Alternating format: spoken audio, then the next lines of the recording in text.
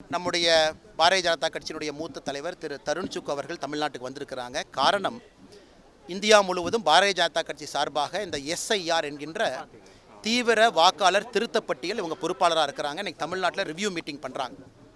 பாரதிய ஜனதா கட்சியினுடைய தொண்டர்கள் தமிழ்நாட்டில் 68,000 பூத்துலையும் மிக ஆர்வமாக பொதுமக்களோடு இணைந்து தீவிர வாக்காளர் திருத்தப்பட்டியலுக்கான வேலையில் ஈடுபட்டிருக்கிறாங்க. அது முழுவதும் இன்றைக்கி ரிவ்யூ பண்ணியிருக்கிறாங்க.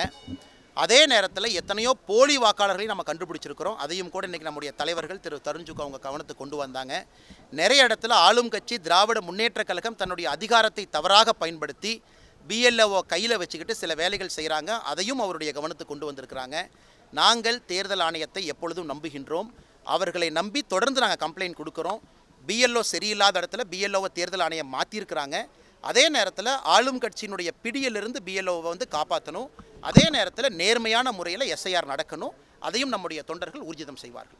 செத்துப்போன சமஸ்கிருதத்துக்காக 2400 கோடி ரூபாய் மத்திய அரசு ஒதுக்கியிருக்கு. தமிழ் மொழியோட வளர்ச்சிக்காக 10 வருட காலத்தில் 150 கோடி தான் ஒதுக்கியிருக்கு. அண்ணா, இதை நம்ம தொடர்ந்து பேசுகிறோம், மறுபடியும் ஒரு முறை பேசுகிறோம். ஏன்னா நம்முடைய துணை முதலமைச்சர் திரு உதயநிதி ஸ்டாலின் அவர்களுக்கு சில விஷயங்கள் புரியறதில்லை, திரும்ப திரும்ப சொல்கிறோம். இந்தியாவில் சமஸ்கிருத பல்கலைக்கழகங்கள் அதிகமாக இருக்குது. 10 ஆண்டு காலம் இவங்க யூபியில் இருந்த பொழுதும் கூட சமஸ்கிருத பல்கலைக்கழகத்தை திறந்தாங்க, தமிழ் பல்கலைக்கழகத்தை திறக்கலை. எம்ஹெச்ஆர்டியை பொறுத்தவரை எப்படி பணத்தை அலோகேட் பண்ணுறாங்கன்னா, பல்கலைக்கழகங்களுக்கு பணத்தை கொடுக்குறாங்க. தமிழ் பல்கலைக்கழகத்தை தொடர்ந்து நாங்கள் திராவிட முன்னேற்ற கழகத்திட்ட சொல்கிறோம், எம்ஹெச்ஆர்டிகிட்ட பேசி புதிய தமிழ் பல்கலைக்கழகத்தை திறங்க. பீகாரில் திறங்க, கவுஹாட்டியில் திறங்க, டெல்லியில் திறங்க.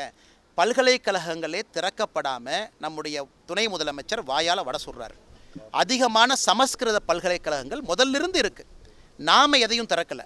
கடந்த 10 ஆண்டுகளில் நம்ம புதுசாக எத்தனை பல்கலைக்கழகத்தை திறந்திருக்கிறோன்னு நீங்கள் பாருங்கள். காங்கிரஸ் ஆட்சி காலத்திலிருந்து இருக்கக்கூடிய சமஸ்கிருத பல்கலைக்கழகங்கள் தமிழை விட அதிகமாக இருக்குது. அதனால் நிதி அதிகமாக போகுது.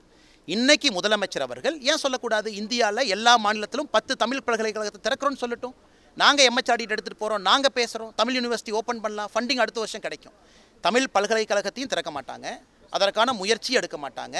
தமிழ்நாட்டுக்குள்ளேயும் தமிழ் பல்கலைக்கழகம் ஒன்று வச்சுருக்கோம், அதையும் 2-3 ஆக்க மாட்டாங்க. அப்படி இருக்கும் பொழுது எப்படி மத்திய அரசு நிதி கொடுக்கும்? முதலமைச்சர் அவர்களை நாங்கள் தடுத்தோமா? தஞ்சாவூரில் தமிழ் பல்கலைக்கழகம் இருக்குது, கோயம்புத்தூரில் ஓப்பன் பண்ணுங்கள், மதுரையில் ஓப்பன் பண்ணுங்கள், நாகர்கோவில் ஓப்பன் பண்ணுங்கள். நாங்கள் வேண்டாம் என்று சொன்னோமா? தமிழ் பல்கலைக்கழகங்களுக்கு பணம் வரும். பல்கலைக்கழகங்களே இல்லாமல் இருந்தால் எப்படி பணம் வரும்? அதனால் அதை தாண்டி இன்றைக்கி உதயநிதி ஸ்டாலின் அவர்கள் இன்னொரு தவறையும் பண்ணுறாங்க. அவருக்கு சமஸ்கிருதம் தெரியுமா? தெரியாது. அவருக்கு ஹிந்தி தெரியுமா? தெரியாது. அவருக்கு தமிழ் மட்டும் தெரியும். அப்படி இருக்கும் பொழுது இன்னொரு மொழியை செத்துப்போன மொழி என்று சொல்வதற்கு நமக்கு என்ன உரிமை இருக்குது? எல்லோருக்கும் அவங்க தாய்மொழி பெருசு தான். எனக்கு தமிழ் மொழி பெருசு, அதற்காக நான் இந்தியை திட்டுறேன்னா திட்டல. என் மொழி எனக்கு பெருசு, என் மொழி எனக்கு பெருசு, சமஸ்கிருதத்தை திட்டுனா இல்லை. அதாவது அரசியல்வாதிகள் இன்றைக்கி எவ்வளவு தரம் தாழ்ந்துட்டாங்கன்னா, தெரியாத ஒரு மொழியை செத்துப்போன மொழி, மோசமான மொழி, நம்ம மொழியை பெருமையாக பேசுவாங்க, நான் தவறு இல்லை.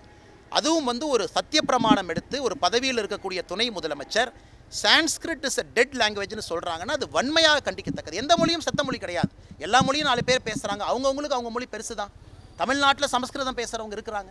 அதனால் எவ்வளவு வன்மையான ஒரு பார்வையோடு துணை முதலமைச்சர் இருக்கின்றார்கள் என்பதற்கு இது ஒன்றே சான்றுங்க. ஆனால் இன்றைக்கி திராவிட முன்னேற்ற கழகம் தருண் சுக் அவர்கள் இன்றைக்கி பல மாநிலத்தில் தேர்தலை பார்க்குறாங்க. அவரே சொல்கிறாங்க, எல்லா மாநிலத்திலும் பாரதிய ஜனதா கட்சி பீகாரில் நம்ம என்ன செஞ்சுருக்கோம்னு சொல்லி ஓட்டு கேட்டோம். ஆனால் தமிழ்நாட்டில் டிஎம்கே கட்சி 5 வருஷம் என்ன செஞ்சுருக்காங்கன்னு சொல்லட்டுமே. இன்னும் north India, south India, Aryan, Dravidian, Brahmin, நான் பிராமின், தமிழ், நான் தமிழ், இப்படி தானே பேசுகிறாங்க. 4 ஆண்டுகளாக என்ன வேலை செஞ்சீங்கன்னு சொல்லுங்கள். மக்கள் ஓட்டு போட்டு நாங்கள் ஏற்றுக்கிறோம்.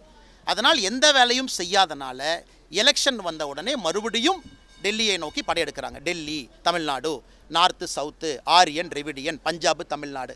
இந்த முறை தமிழக வாக்காளர்கள் இதை ஏற்றுக்கொள்வதற்கு தயாராக இல்லை. இதையெல்லாம் நிராகரிக்க போகிறாங்க. இதுவரை முதலமைச்சரோ துணை முதலமைச்சரோ வாயை திறந்து அவங்க செஞ்ச சாதனையை இதுவரைக்கும் சொல்லவில்லை என்றாலே தெரியுது இந்த எலெக்ஷனை எதிர்கொள்வதற்கு அவர்கள் பயப்படுகின்றார்கள்.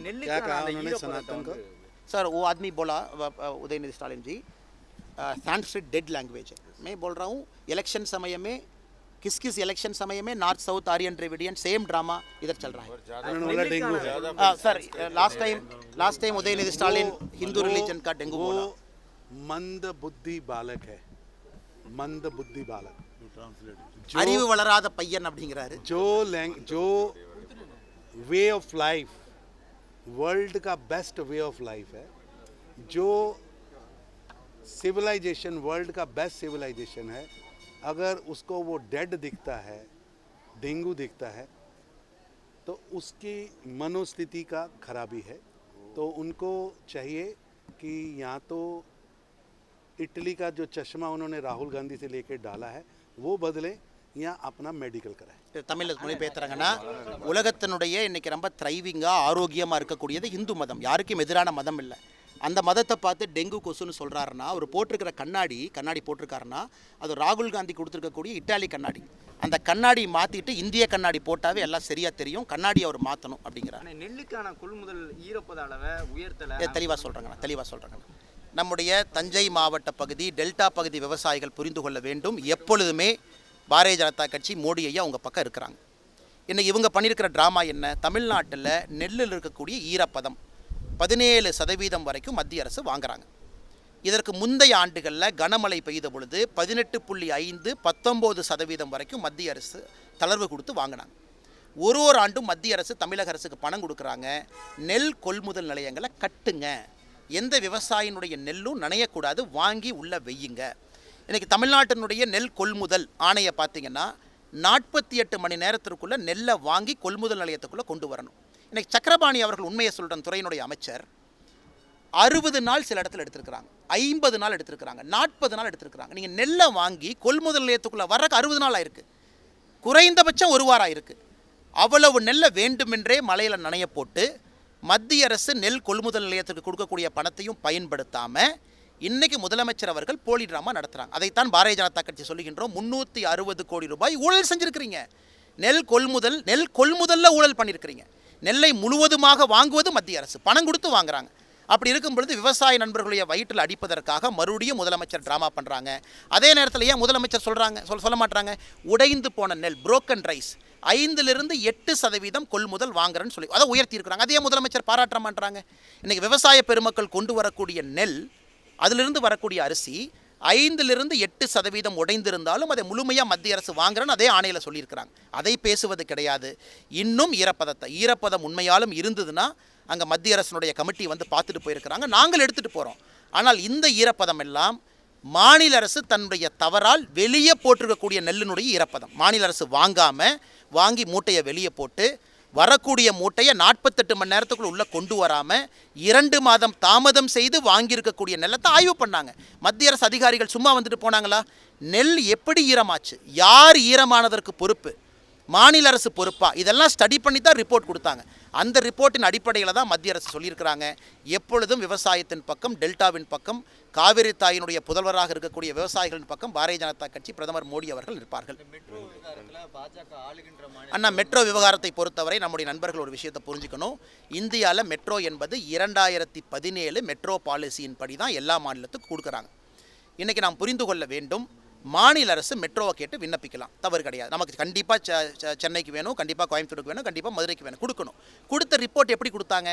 2022 கொடுத்த ரிப்போர்ட்டில் 2011 பாப்புலேஷன் டேட்டா போட்டாங்க. வேறு மாநிலங்கள் என்ன பாப்புலேஷன் டேட்டா கொடுக்குறாங்க?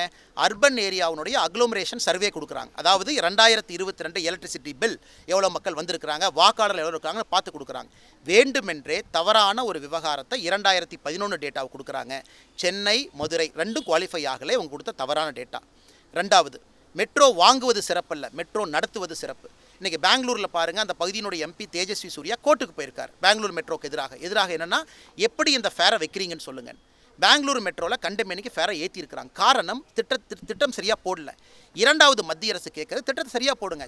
கோயம்புத்தூர் மெட்ரோ ப்ரொபோசல் 6 இடத்துல மெட்ரோ ஸ்டேஷன் சொல்லியிருக்கக்கூடிய இடத்துல நிலத்தை எப்படி கையகப்படுத்த போகிறாங்க ரிப்போர்ட்டில் இல்லை. பப்ளிக் லேண்டா ப்ரைவேட் லேண்டா இல்லை. ரைட் ஆஃப் வே இல்லை.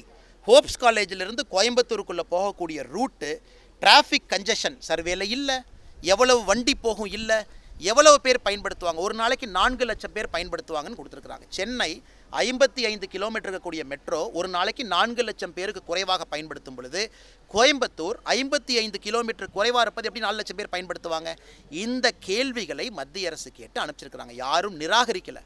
புது டிபிஆர் ப்ராப்பராக ப்ரிப்பேர் பண்ணி மறுபடியும் கொடுக்கணும். மனோகர்லால் கட்டர் அவர்கள், அமைச்சர் அவர்கள் தெளிவுபடுத்தி ட்வீட் போட்டிருக்காங்க. மத்திய அரசு எங்கேயும் மெட்ரோ வேண்டாம், கொடுக்க மாட்டோம் என்று சொல்லாமல் உரிமை. கேட்பதற்கு டிபிஆர் கொடுக்கணும். தப்பான டிபிஆர் கொடுத்து மெட்ரோ வாங்கிட்டாங்கன்னா அந்த காசை உங்கள் தலை மேலே என் தலை மேலே ஏற்றுவாங்க. 4 ரூபா கொடுத்து போகிற இடத்துல 40 ரூபா கொடுத்து போவோம், இன்றைக்கி பெங்களூர் மாதிரி. அதனால் மத்திய அரசு கேட்பது ஒழுங்கான டிபிஆரை ப்ரிப்பேர் பண்ணி கொடுங்க அப்படின்னு. வேண்டுமென்றே அரசியல் செய்வதற்காக தவறான ரிப்போர்ட்டை கொடுத்து மத்திய அரசு கேள்விகளை கேட்ட பிறகு அதை மாற்றி பாரத பிரதமர் நரேந்திர மோடியின் மீது தவற போடுறாங்கல்ல, இது மிகப்பெரிய தவறு. அவர் எடுத்திருக்கக்கூடிய சத்திய பிரமாணத்துக்கு எதிரானது. அதுவும் பிரதமர் வர்ற அன்னைக்கு பொய்யான ஒரு ட்வீட்டை போடுறாங்கல்ல, இது மன்னிக்க முடியாத குற்றம். நன்றிங்க. छोटे छोटे जूनियर स्टालिन का गलती है. असल में जूनियर स्टालिन जो बीच साइड पे विदेशी दोस्तों के साथ इवनिंग बताते हैं ना, उसका असर है उनकी भाषा पे.